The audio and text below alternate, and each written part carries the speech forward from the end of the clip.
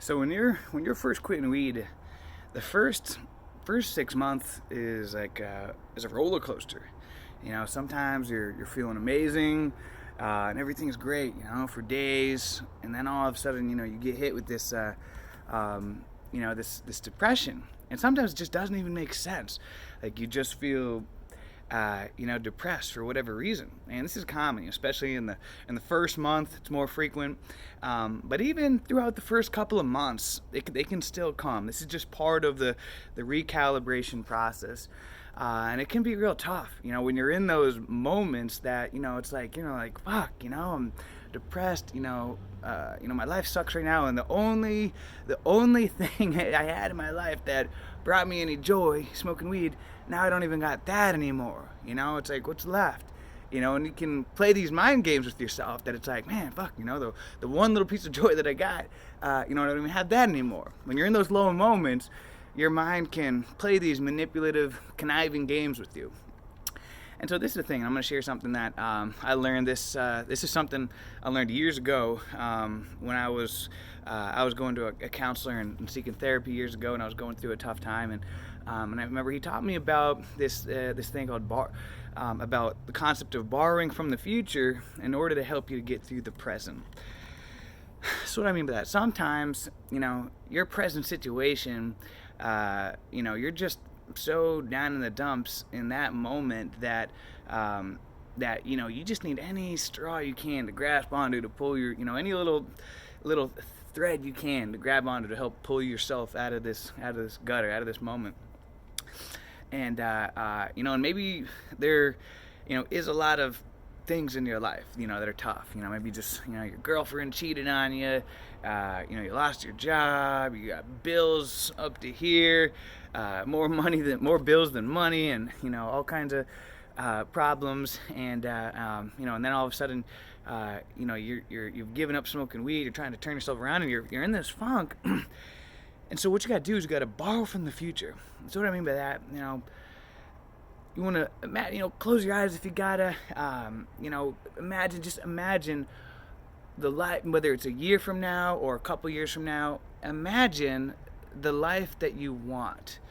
Imagine you're living in your own house. You finally got your own house. You finally bought your own house. And you're living in it. And imagine all of a sudden you got the woman of your dreams, the man of your dreams, someone who's good to you, who's nice to you. Imagine you have your own business, this idea that you've been thinking of, you finally have taken action on it, and it's growing. And start to think about this. And as you start to think about it, this life that you desire and you dream of, you can't help but start to feel better. And start to just visualize and think about, imagine, just your day. You wake up in the morning, and you're in your dream house. You go in and you got this really nice kitchen. I love kitchens, so that's something I would love to, go in and just see, like a really nice, super sick kitchen. Go out into my backyard. I got, my garden. Got my gym in the backyard. Everything. I got a nice,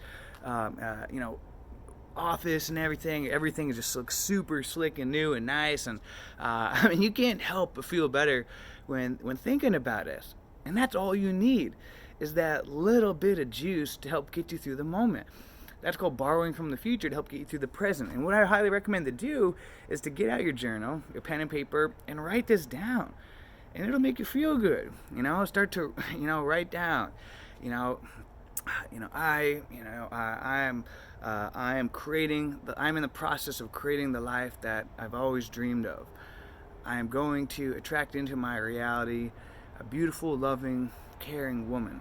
I am going to purchase my dream house, which is going to be a house on the water, a beautiful kitchen, gym, hot tub, and I'm going to have a Tesla car, whatever, and keep going. I'm going to take. I want to be able to have enough money. I'm going to have enough money that I can donate to the philanthropic causes of my choice.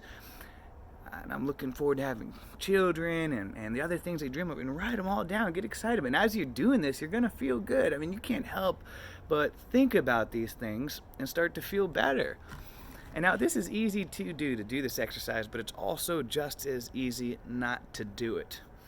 And that's the problem with a lot of self-improvement techniques. People can listen to this, yeah, that's a real cute idea, and then they don't ever take action on it. They don't even take just 5 minutes to do something like this that could truly change the outcome of their life.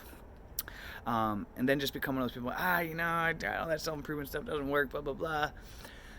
It's easy to do, but it's also just as easy not to do. And studies have shown, they've done plenty of studies with this, where people that write down their goals and their dreams are significantly, exponentially more likely to accomplish them and make them to become a reality than those that don't. Doesn't mean just because you write it down that's guaranteed all this stuff is going to come true, but it's going to help to put more of the odds in your favor. It's going to start to activate your RES system, your reticular activating system in the mind, so that unconsciously you start to make choices in your life that are conducive to making this reality become a reality, to become this dream to become a reality. And that's how the unconscious works. That's how our RES system works, our reactivating system.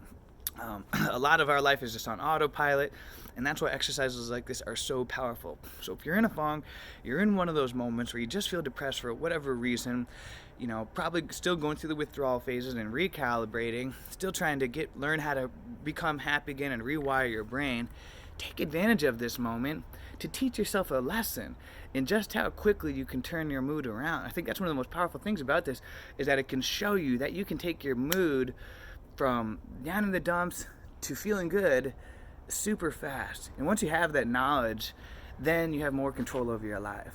And most people don't understand this simple concept, and that's why people are so quick to reach for things like antidepressants, drugs, whatever, smoking weed, alcohol, because they don't have the awareness of doing something simple and like this. They haven't learned a technique like this, or they don't even believe in it. They're not willing to try it. But give this a shot, try it. You got nothing to lose and everything to gain, and you'll see. Get creative with it. Have fun with it, right? And start thinking, fantasy, making love to some, beautiful woman, whatever, just all kinds of, and you can't help but feel better thinking about all this stuff, right? So that's what it is. That's that fabric that you need, that little that you can grab onto to help pull yourself out of this gutter, out of this hole. All right? I hope this helped, guys. So borrow from the future to help get you through the present. Stay strong. Keep fighting. Keep up the good fight. And until next time, guys, let's make it a great day, a great week, a great month, a great year. Let's make it a great decade. Let's make it a great life. See ya.